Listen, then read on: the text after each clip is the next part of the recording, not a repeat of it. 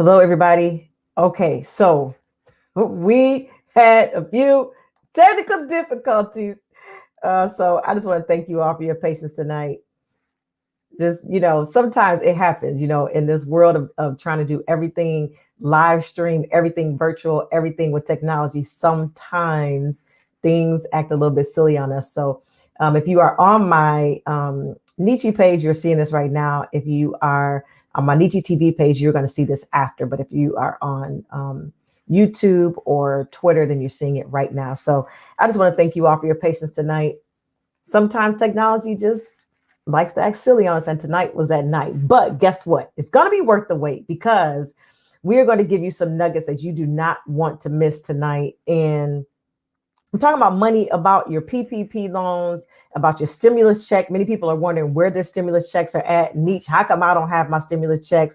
You're frustrated because you feel like you left money on the table in 2020 because you didn't apply, because maybe you didn't have the information or the resources. Well, tonight you're going to get it. I'm NEECHY, social media expert, marketing guru, editor-in-chief of magazine, clothing designer, just all-around entrepreneur. And so because of those things, money is also a necessary conversation that we have to have about how we can tap into it, what the resources are, what's available to us on both a personal and a business level. So if you know anyone that needs to hear this information, wants to hear this information, be sure to share this information. Hit like, hit follow, and hit share. Come on, don't keep all this goodness to yourself. Go ahead and hit the share button. Share this with everyone that you know. Let them know that we're on the air, even though we were just a few minutes delayed, but it's cool. It's gravy. It's right, because you're still going to get the information. Okay. My friend, Ellis Liddell, financial expert, wealth coach, and just all things money, has been on this platform with us many times before. And every time I bring him on, you all absolutely love him, and you always have tons of questions. So tonight he's coming on right now. He's going to answer your questions. We're going to talk up front, up close, and in person about this whole stimulus check PPP scenario. Ellis Liddell, how you doing tonight? You know what? All I can say to my church people is, the devil is a lie. He shall. One of my friends, Dorian, would be loving that, because that's who I got it from. Man, I'm telling you, happy to see you. You know, there's always something in the way of good information. Yeah. And what we're going to lay out tonight is about the stimulus package, and how are people doing in this pandemic? Yeah. And a lot of people, believe it or not, if you live in Mississippi, where the average wage is $10 to $11 an hour, if you live in states like that, guess what? $3,800 a month was like a gravy train coming. Yep, it sure was. In Mississippi, and they were like, man, I've never had this much money in my savings account. So it just kind of tells you that this pandemic was really good for some people, and it was horrible for others. But trust me, you got to get this money. You have to get this money. One of the conversations that I have had with many, many people over the last couple of months was that the money that they did not apply for, the money that they did not know that they could apply for, and the money that they didn't apply for. And so tonight, I'm hoping that tonight, after this conversation, everybody, that you will have found some resource that works out for you based upon your situation that you can apply for, because I ain't trying to leave no more money on the table in 2021. You know what I'm saying? Okay, so let's start with everybody's question right now. Where is my stimulus check? Because what we saw was that they were saying that the 68% of the people received their stimulus check through direct deposit funds. What about the rest of the people? Well, there are a number of people who don't have direct deposit with the IRS. And if you don't have that, they're going to have to mail you a paper check. Now, will it have Donald Trump's face on it? His signature on it? That's debatable. However, that check is in the mail, and mail is running 2 to 3 weeks behind. So just know, because you don't have a direct deposit with the IRS, it's going to take you a little longer to see that check hit your bank account. So what you're clarifying is that just because you didn't get it through direct deposit does not mean that it is not coming this month. Correct. And if you have an account set up with the IRS and you didn't get it, just be patient. It's coming. Okay, that sounds like good news. That's why I'm going to get it through the mail. And I can tell you right now, at Christmas time, mail was running 3 to 4 weeks behind. It's still 2 weeks behind even now. So while that does bring a layer of comfort, the discomfort comes for those who are logging onto the IRS website. They're clicking to see what the status is of the payment, and they're being told that no information is available, or that they do not have information from that person to be able to process. What does that response mean? All right, that means that you either did or did not file a tax return. Some people actually filed their tax return, but put it in the U.S. mail way back in April or May or June, and it has yet to be processed because the IRS also got behind. So we're dealing with COVID. So when you're dealing with COVID, there's all kinds of things that could have occurred, and in some cases, it did occur. There are people who didn't get their stimulus checks last year for whatever reason. So this year, they are trying to really make sure that they get it. If they didn't get it in 2020, what does that mean? Are those funds gone? If they didn't get it for whatever reason, they didn't get it at all. If they didn't get it at all, what is there recourse for that for this year? Well, this year you need to make sure the IRS knows how to find you. Now, keep this in mind. A number of people moved from their previous address. So some of those checks came out but got returned. Some of those checks may have been picked up by somebody else who said thank you and went and cashed it at the pawn shop or wherever, pay here, cash, check here. So just know that those checks may have gotten lost in the mail. So what you want to do is make sure that you are doing your part. Make sure the IRS knows how to find out. They set up a site for you to go in, log in, and give them your information so they can get it to you. So just if you didn't get a check in 2020, make sure you don't get missed out in 2021. Go into the IRS's website, irs.gov or org, and log in and make sure your information is there so you can get your check. They're not trying to track you down. They're not after you. They're just trying to put money in your hand because guess what? Every single American has been impacted by this by this pandemic, which is why they're giving you a stimulus for the inconvenience cost, because the government told us all to do what? Shelter in place. So we sheltered in place, and now what are they saying? If you live in California, it's a shelter in place right now. If you live in Michigan, we're not sheltered in place, but you can't eat in restaurants. You can't go to bars. So everybody's being inconvenienced. What's the purpose of this pandemic assistance? That's what it's called. Pandemic assistance is to assist you during times of a pandemic. Now, most of us have only lived through one, and this was it. So take advantage of it right now. Almost everybody in America got money, except for those who didn't try. Businesses, large and small alike, receive checks. The PPP money starts on Monday for those who want to apply for the PPP. Today, doesn't it? This is Monday. Yeah. It started today. Today is Monday. Okay, wait. So where do they go? Before you, where do they go? Today it starts for those who are what? 1099. What it starts today for what demographic of people? PPP. Okay, so let's clear that up. The PPP is for people who employ someone, even if it's an employee of one, but you have to employ someone and pay them a W-2 wage. Now, if you have contractors who are 1099, those contractors will more than likely apply for their own unemployment assistance. So you can't necessarily, some people may have done it, but you can't necessarily apply for PPP for people who are contractors because you can't prove beyond the fact that you have a 1099 that you actually kept them on the payroll. It's the payroll protection.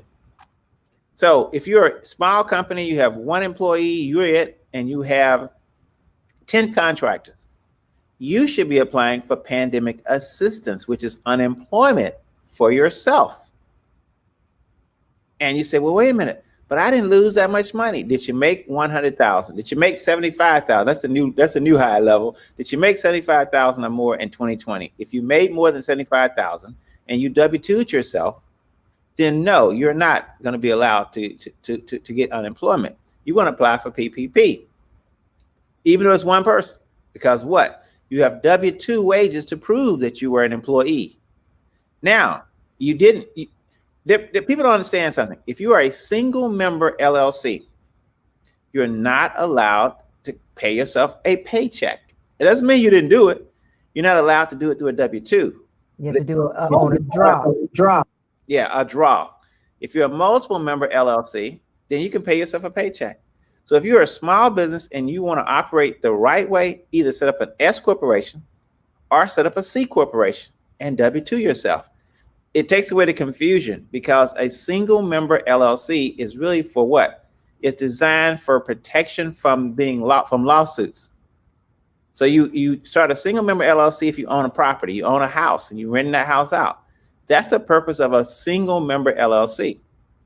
But if you have a business and you have partners, then it should not be a single, it should be a multiple member LLC, which the government says if it's multiples of you, then perhaps you can make a payroll. So single, you're just looking out for yourself. Multiple, you're looking out for others. So if you're looking out for others, you can have a payroll system. So that's kind of the clarity on who can do what. I appreciate that clarity there, because one of the things that I've heard people say about why they did not apply was really nervousness. So let me speak that in two spaces. One, on the side of just applying as it pertained, or putting your information as far as it pertained to your stimulus check. I think many people just were concerned in general, but what you cleared up is that it is due to you, because we are in a global pandemic. It is flat out due to you. It belongs to you. They chasing you down to get it to you. There is no pulling the wool over your eyes or anything. This is money that is due to you and it belongs to you. Therefore, you need to claim it. On the other side is those who have a business. And I appreciate you clearing that up, because in the environment that we're in, which is typically the faith-based environment, or where there are gig workers and contractors, right. I think many were nervous about whether or not they could, especially if they were single member, a 1099 type person. They just did not feel, they're like, well, I don't have any employees, so nobody lost any money there. Like you mentioned, maybe they felt that they didn't lose as much. They just lost. Right. I know one sister who she just lost $500 a month for a church gig that she had. And so she was like, well, oh my gosh, that's all I lost. I don't think that I can apply for it. You've clarified that for us. Yeah, she should have. And keep this in mind. Please let the government tell you no. Don't tell the government no. Don't tell yourself no. Let somebody tell you no. Don't let Google tell you no. Yeah. Yeah. So now that's one side of it. The other side of it is, I had an attorney who's in practice with 3 other attorneys. I asked her, she called me the first of the year to wish me, Happy New Year and all that. And I said, by the way, did you apply for the any pandemic assistance? And she said, pandemic assistance? I didn't know there was pandemic assistance. Wow. So I said, aha. In 2020, they called it unemployment assistance, using the unemployment to pay it out. She said, well, I didn't qualify for unemployment. We made about 2/3 what we made in 2019. I said, yeah, but what would happen to the other third? She said, we didn't have the foot traffic. I said, why didn't you have the foot traffic? She said, people were told to stay home, shelter in place. I said, aha. And that's why this year they're calling it pandemic assistance. So that did trip people up. Get it? Yes. Now, is it going to be paid out through the state unemployment system? Absolutely. We paid through your state unemployment system, because that's a distribution center. Why recreate the wheel? Why would the government try and open all these offices to give out money when they have state unemployment already in place? The system's been in place. Just utilize the system that's already in place. So that's what they are doing. So now we covered something. The difference between and a W-2 wage and 1099. Those are the only 2 things we have in consideration. Either you're 1099 or you're a W-2. If you're a W-2 and you're a proper W-2, meaning you're in anything but a single member LLC, you can apply for pandemic assistance, because you can prove loss of wages, or you can prove wages.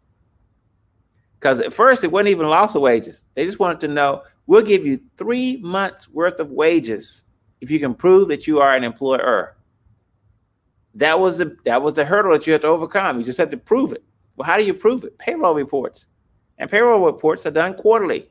Mm-hmm. Well, what was a max you could get under the pandemic assistance paycheck protection rule? Well, the max was a quarter worth of money. So if your payroll was $210,000 a quarter, then that's what you got.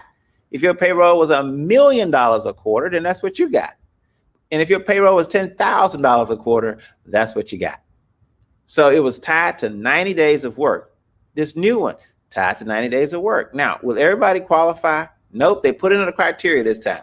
That criteria is They want to know how much income that you actually lose. My neighbor owns a chain of grocery stores here locally. She said every quarter they made a year's worth of money because of toilet paper and tissue paper and paper towel. Wow. All those things that people were storing up. You know, people's closets had more food in it. The pantries had more food in it than ever before because we didn't know how bad it was going to get. So she had a phenomenal year because she made 4 years worth of money in 1 year. Did she still qualify, or she doesn't qualify to apply for anything because there was no loss? Well, not for this time around, but for the last time, though, she qualified because we didn't know she wasn't going to have a loss back in March when people started getting the PPP assistance. So she had no idea she was getting ready to have and hire people and get ready to have the best year ever. That came as a result of the pandemic being stressed out. The average person watching this video is likely a 1099 contract worker, smaller member LLC, one person LLC, or a person who has a W-2 job, but also does some 1099 work on the side. What is the scenario for that person who has a W-2? They work a 9 to 5, but on the weekends, they are bouncer at the club and they're 1099 for that. Do those two things, having both of those, does that disturb anything, or would they still apply the same way? They'd apply the same way. The question is, did they still earn over $75,000? If they didn't earn over 70, it used to be 100,000, right? This time they lowered it to 75,000. If they still made less than their normal wage, then they should be eligible because they had some loss, and it's not going to pay them as much. But they still should apply for it and let the government tell them no. Now, don't tell yourself no by not applying. Are both of those the PPP? So right now, family, we are talking about those who are on the 1099 side of things. The PPP and the pandemic, you're calling it PUA? Pandemic assistance. Okay, the pandemic assistance, those being two different things. Are they applying for those? The pandemic unemployment assistance is when you PUA. PUA. Ultimately, it is PUA. They just left the U out for a minute because people didn't connect the dots. So, but the U is in it because they use unemployment to distribute the money. Yeah. Okay. So yes. So I'm glad that you clarified also that the distribution center was for your own state, because that, I believe, is also something that tripped people up by going to apply for that. And then it's saying, especially if they were ever in any capacity in their state's records for any other type of aid or support, it linked those two together. And everybody was like, wait a minute, what does that one have to do with the other? Oh my gosh, it's about to be a problem. But you just clarified for us that why reinvent the wheel? Right. The state already has a distribution scenario, and that is why those two things are linked together. Correct. All right. So that person who is not a W-2 or is a W-2 but has a side hustle, as you put it, that person still had a loss of revenue. So you're applying for the loss of revenue on which company? Not your W-2 if you kept making the same amount of money, but on your side gig, your gig after work. That's where you suffered your loss. That's why you're applying for pandemic assistance or pandemic unemployment assistance. Were you employed? Yes. Did you lose money off? Now, that's as long as you have a legitimate company that you worked on it. And what do you need to be legitimate in Michigan? You just have to have an LLC that you went through the state to get. Some people have a DBA. They went to the county to get their DBA. As long as you can show proof that you have something other than a business card that has your name on it, and that's it. So when they go to the website to apply, you mentioned that they need to be able to show loss of income. Is there something particular? You mentioned payroll. Typically, a person who is a gig worker who is doing this on the side is not keeping deep types of records. They're just keeping the 1099 they get every year. What can be shown to prove the loss of income? Well, believe it or not, you didn't have to prove loss of income. Okay. Because everybody got the same amount of money.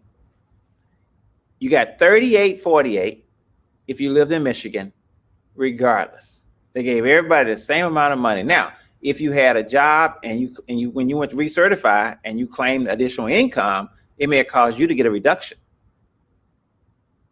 because you claimed additional income. So you reduce yourself. You turn yourself in, basically.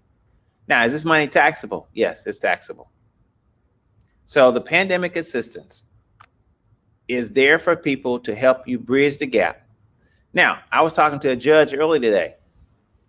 The number of people get asked to leave their houses during this time. Yes, a lot of people who were renting were asked to leave their place. Mm-hmm. Now, was it legal? Not at all. There was a stay on that during this whole time. It expired December 31st. So some people are taking advantage of this little 1 week window that happened this week, last week, I should say. And they asked, they got people to move out during that window. But it starts back today, back in place, that you can't get people to move out. So just know if your landlord is asking you to move, they're probably violating the statute to do that, federal law. So you just have to call HUD on them and call and say, hey, my landlord is forcing me to move out. What can I do? And you just have to talk to somebody, and they'll call the landlord and say that there's a stay in, and you can't do that. But that doesn't mean people won't try, especially if you can't pay them. Now, in this new package, there's some money for landlords to offset all that loss of rent. The only part that I read that is kind of confusing, that's a little off, you as the tenant apply for this money to go to your landlord. Wow. That's where the mix-up has been. I'm pretty sure. Yeah. That's where the mix-up has been. If that check comes to the tenant, the landlord might not see it. Wow. that's something right there. That's something right there. Yes. Y'all, please pay the rent. Please. That's right. Pay the rent. You've been in for 9 months. Come on, pay the rent. Please pay the rent. That I'm sure, because I've seen landlords. I remember one guy who was in a very, very bad situation last year as a landlord, and he was trying to make all these moves. And I said, well, did you check to see if there's some support available to you? He said, no. But what you're saying has clarified that the tenant had to apply. Fam, if you are just tuning in, you are having a conversation. I'm NEECHY, and my friend Ellis Liddell, wealth expert, finance coach, is on the line or on the video with us today. He's given all the details and insight so that you can come into 2021. Make sure that you claim any money that is accessible to you so that no money is left on the table in 2021. Okay, we have a question. Terrence and Darrell, I see your question. I'll get to that in just a moment. Terrence has a question. What if you are married and your spouse died in 2020 and you both filed jointly? What if you are married and your spouse died in 2020 and you both filed jointly? What can he do? Are there any issues? No, he shouldn't have any issues. If they file jointly, then they have a record of it. And they also know that your wife passed. So they have a record of both things. So your stimulus check should still come. Now, whether they're going to send you two $600 checks, I don't know. Should you be a good guy and only cash one of those checks? That's in your heart, Mr. Kristen. So, but yes, the IRS is not certain about that. Now, they're supposed to have those records, but if I were you, I would probably just see what do I get? And if you get two checks, only cash one. What was the breakdown for people who had children? All right, $75,000 per couple, or together. That's $125,000, and then and the children is fine. You have as many children as you want. You get an extra check for the children that's coming.